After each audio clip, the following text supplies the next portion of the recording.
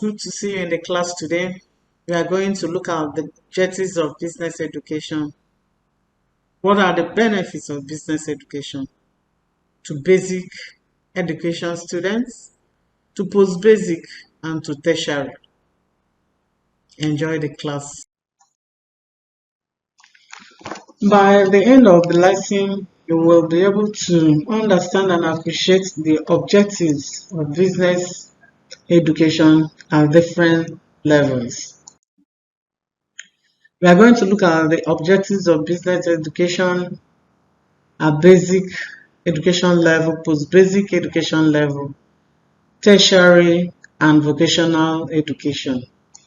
Business education, as you all know, is a functional education that helps students to acquire skills, competencies, and abilities to be able to fit into the business world. It also equips students with the appropriate skills, knowledge, abilities, and competencies that will help them to be self-reliant and self-employed, and also be able to employ people. The first set of objectives we are going to look at is objective of business education and basic education. Business education helps students to function intelligently in the society, because when somebody is working, he will be able to function in his community, in his village, in the society, and be able to contribute to the positive development of that particular community or state. It helps students to function intelligently. It helps students to advance in any business they decide to develop or to go on after their programs. It also helps students to be able to develop skills, thinking skills, communication skills, problem-solving skills that will help them to succeed in their business. I'll leave you with this activity 1. Another objective we are going to look at is objective of business education at post-basic education. It provides students with broad knowledge to be able to know the type of skill they have and to develop the skills that will help them to be able to be employed or to employ, or to be able to do one business or the other. Skills that will offer them an occupation within their given field. Skills that will put food on their table. Skills that will help them even when they come out from school and without getting a white-collar job, they will still be up and doing and lay their hands on things that will progress them in life. It also gives students the training and impact to be able to become self-reliant. That's what we are saying, when somebody has a skill, it means you are not working for somebody, you are self-reliant and self-employed. And when you are self-employed, you'll be able to employ others, because already you have a skill that you can develop and help others to develop skills too. There is this thing now that is trending. People will say, when they want to learn a skill, they'll say, why are you going to learn a skill? Or why are you going to learn a trade? Why can't you Google it out? It's not all trade and it's not all skill you Google out. You need the training to impact in your business positively. You need the training to succeed in your business. You need the training to advance in your business. It also helps students to acquire functional skills in their chosen field. In the chosen field, you might be employed quite all right. For instance, if you are employed and you are a mechanic, who repairs your car? You still take it back to workshop, mechanic workshop. But if you have a functional skill and you are employed, you are working, and your car For instance, you are just going back home and your car breaks down. You'll be able to open the bonnet and fix whatever that is wrong in your car. Even if you can't fix it immediately, you'll be able to fix it in a way that you can manage it out of the danger road, so that you can, next time or when you have chance, you can now go to the mechanic workshop, put heads together and repair your car. There is this functioning, there's this thing in functionable skills. You might be in the office and you are not kind of using your skill. You might be in the office, you are just carrying file. You might be in the office and things that you're supposed to do with your skill, you are taking it to another person to do for you, which means you don't have a functionable skill. You have a functionable skill when you are able to use your skill to solve your problems. You have a functionable skill when you are able to use your skills to solve some other people's problems. That is what is meant by functionable skill.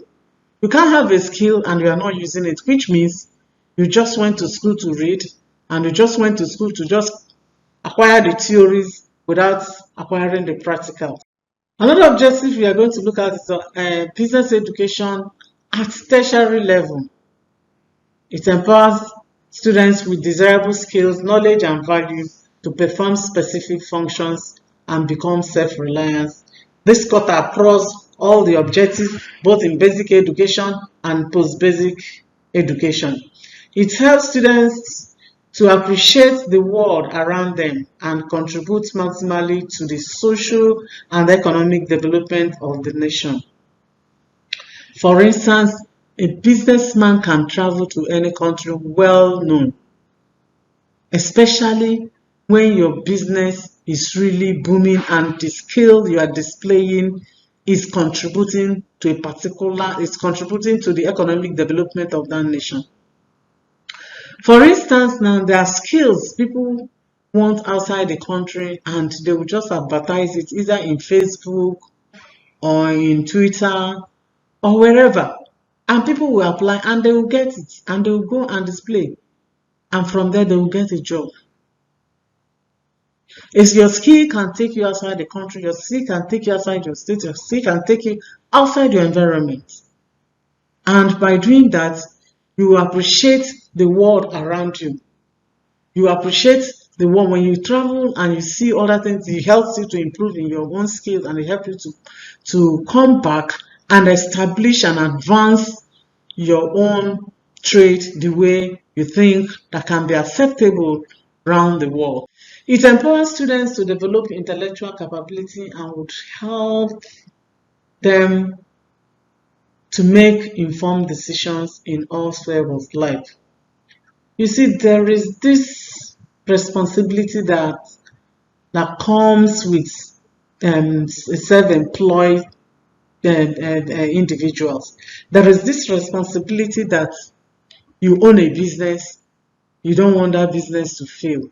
You own a business, own workers, you think of how to pay them. Own a business, you have so many things that will make that business to stand and to not to fail. Take for instance entrepreneurship. When you go to any workshop concerning entrepreneurship, they are always coming out with information to help students how they will go about entrepreneurship after their school, how entrepreneurship can help them develop their skills, how they can become an entrepreneur. They're always coming out with informed decisions that will help students to even start thinking of how they can be self-employed after school.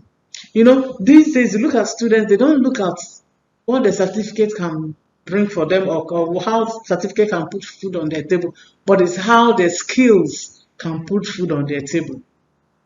And by so doing, you see that they are not restricting themselves to only white collar job, but also that they narrow their minds that I can do it and they will be able to do it. I always give example with Jennifer Diary. It shows on AIT on Sundays every 7 p.m. Jennifer Diary, the Jennifer herself is a lawyer. She read law. I was watching her one day, they were interviewing her.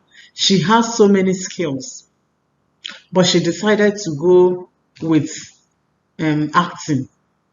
And that acting now led her to this Jennifer Diary.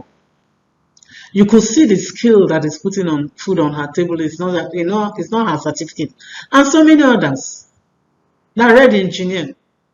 I have one that read engineer and she's a shoe cobbler. So many others that are lawyers. They are fashion designers because they believe and they worked on their skill, and their skill is now the in thing for them to make a living. And not only making a living, they were able to employ people. Some of them are having about 15, 16, 20 workers under them. These are what are saying that when you are self-employed, you pay yourself and you pay others. Put food on your table and you put food on others' table. Attend to this activity. I'll give you 2 seconds to attend to the activity, and by the time you finish, we'll now go to interactive section and you ask your questions.